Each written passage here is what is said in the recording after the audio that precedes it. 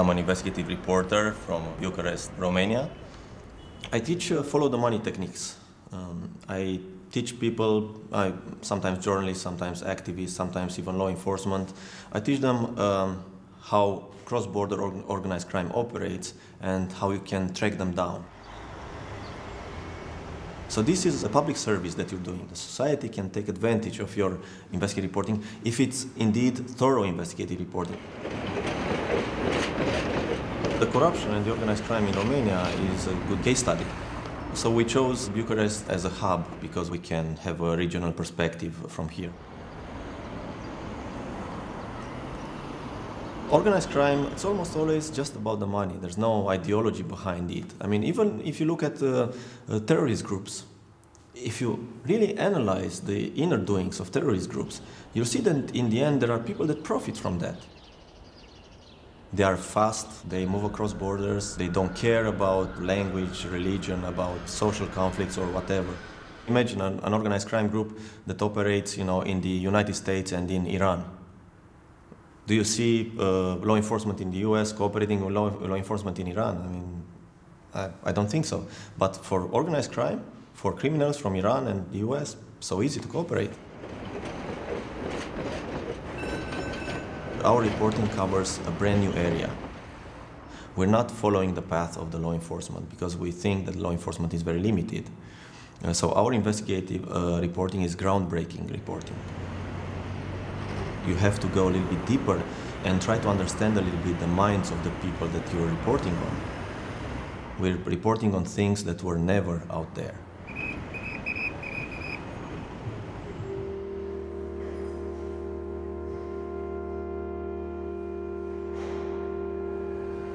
We investigated a group of assassins, killers for hire. This actually started with this person called Vitalie Proka, who was now arrested in Moscow, who shot with a Kalashnikov 7 times this innocent person in Bucharest. It turned out the same person was wanted for this other assassination attempt that occurred in the spring in London. We started digging around and we found out from our reporters in Moldova that in '98 he was convicted to life in jail because he killed 2 women. But despite being convicted for life, he was released from prison. He moved across borders. He went to the UK, he came into Romania and all this. He kind of moved easily. It occurred to us that it would be very useful to get these border logs. We could find there the dates when he left the country, the dates when he entered the country, and the vehicle that he used. These cars were registered on 2 Romanian commercial companies. We got the names of the people involved, and to our surprise, those people were also charged with assassinations. These were ruthless killers that would kill people, burn them, and bury them in the woods. We were able to show for the first time that these guys are all connected. Starting with bits of information, we were able to map their comings and goings, and then by following the money, we were able to connect them together.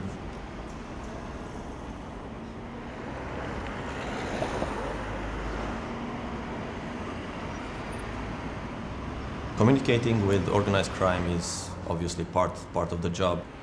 It's very important to be able to speak a common language with them. The more information you gather about the environment of these guys, the more it helps you when you actually meet them. And they assume that you know much more than you do.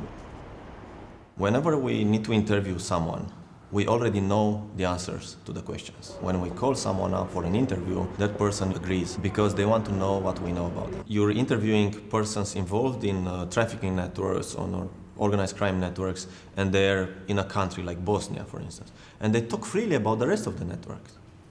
They talk about the members of the network from Romania, from Russia. They talk freely because they're, in a way, also local. They feel that, okay, they can't be harmed in that environment. It's their environment, they belong there and they're the masters of the environment.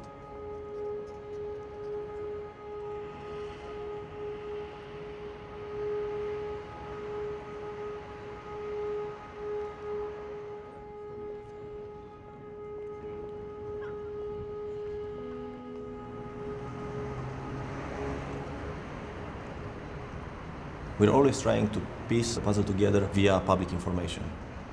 And there's a wealth of public information there.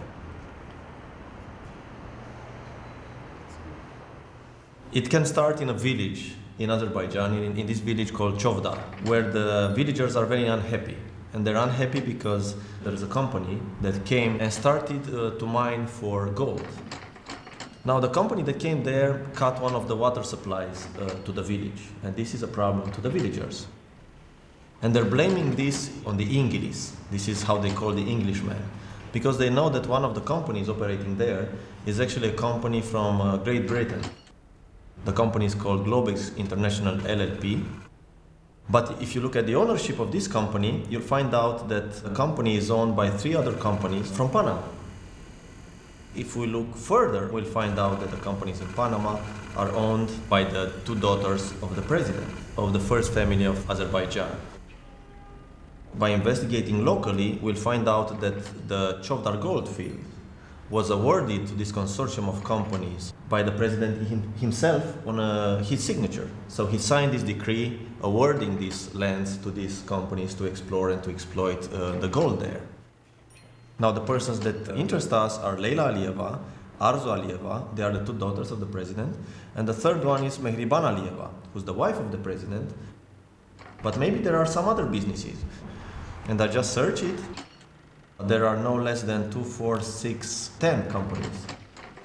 All these companies have some interest back in Azerbaijan.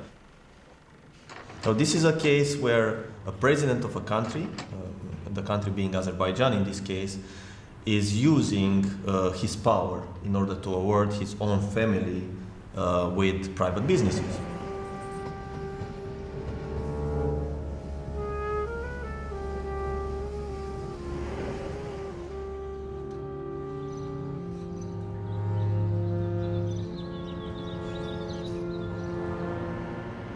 The most important thing for this cross-border investigative network to function is to have collaboration between grassroots organizations. And then you also have people that have the regional vision. There's a need for this intelligence to flow freely across borders. It's about the reporter working with hackers and with activists. You always have access to expertise that is outside of your region, outside of your knowledge. We operate with the same kind of quickness as the organized crime do. They are real people.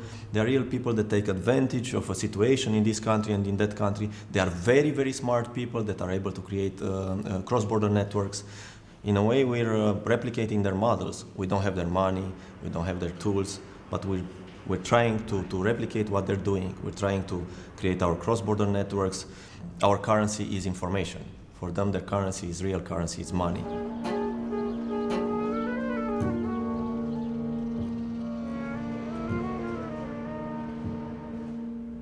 We started mapping the phenomenon. We saw that there's so much money, left and right, and lots of this money cannot be explained in any way.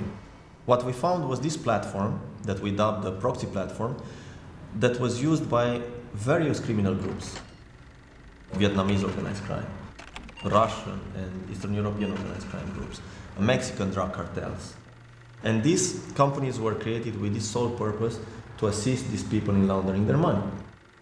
We named this project the proxy platform because most of the companies are owned by proxies, by people that are not even aware that they are owners of these companies or shareholders of these companies. Tormex is a company that was created in New Zealand, and Tormex was used by Mexican drug cartels, by the Sinaloa drug cartel, to launder money. One businessman from Romania contacted us and said, look, this Tormex company, I have a litigation with it. And in the court case, there were all the banking records of this company, Tormex, that was a company from New Zealand, but had the bank accounts in Latvia, in Riga. And these were a few years' worth of transactions. It was more than 600 million euros that went in and out of this account. Like the other companies in the network, it was owned by someone who was not aware that he was the owner of this company. So by tracking down this register of transactions of this company, we were able to get from here to other companies that were also involved in crime. And this is how we were able to expose this proxy platform where hundreds of millions, if not billions, were laundered. We reported on these companies, and the government in New Zealand decided to shut down about 1,600 companies, lots of companies that were part of the network. This is something that we're working on, to create more cooperation. And sometimes it doesn't have to be investigative reporters, it can be activists. Actually, some of the best investigations done lately across borders are not done by investigative reporters, but by activists that believe in what they're doing and that add this evidence layer to their work.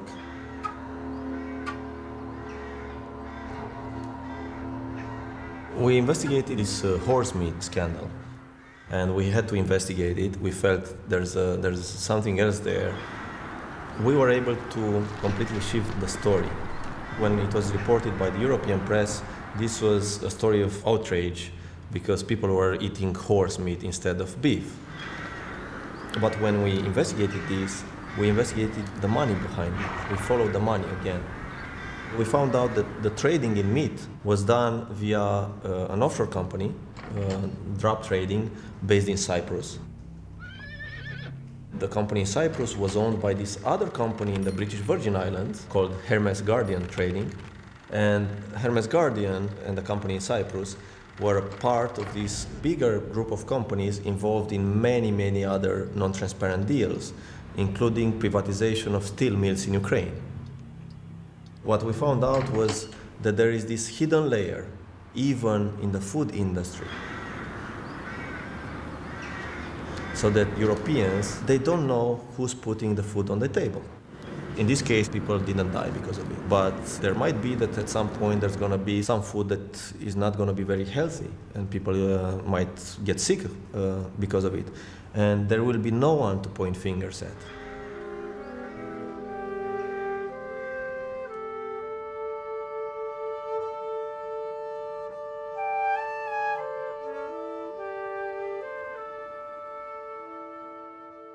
What goes to the public is the information that's based on solid evidence. We're always trying to confirm the information from as many sources as possible, and we never publish information that is not verified. We're receiving very often, actually, letters from the lawyers of criminals that we're exposing, and those letters are very threatening. We're very happy when we're receiving such letters. We're investigating organized crime and corruption. And those people know that they're on the wrong side of things. When we call them at first, we give them a flavor of what we know. We'd like to talk to you about this company from the British Virgin Islands. And they are suddenly like, how do you know about this company? And we start from there. So they want to know how much we know.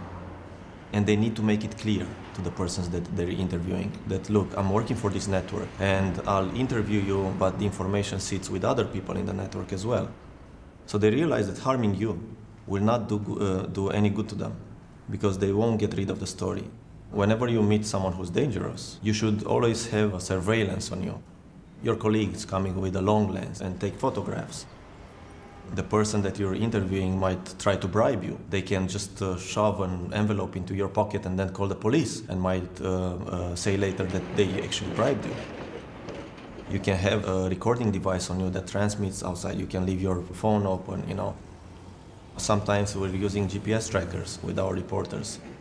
We also take into account the fact that we're not able to see all the threats that might come our ways. It's impossible. And then there's also the litigation risk. Because we're operating across borders, we can be sued in various jurisdictions. And in this case, the best defense is the truth. The moment you base your investigative reporting on clear facts, on documents, you can always show that you did very thorough work. You didn't start with the intention to ruin someone.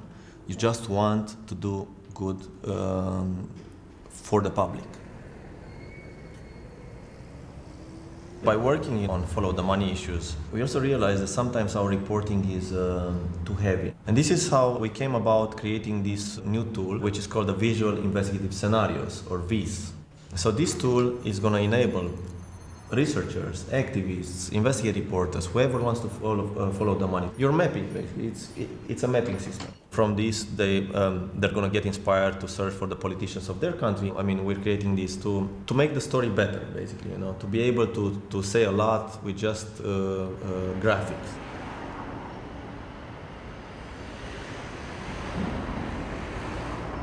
So it's all about collaboration in the end. It's not about changing who you are. It's about enriching who you are through collaborating with the others. Without these skills, you won't be able to grasp the whole picture. I want more exposure of the wrongdoing. I want, not just us, the journalists, we want more people to do it. We want as many people as possible to investigate and to use our tools. I mean, you really have access to information and it's growing day by day.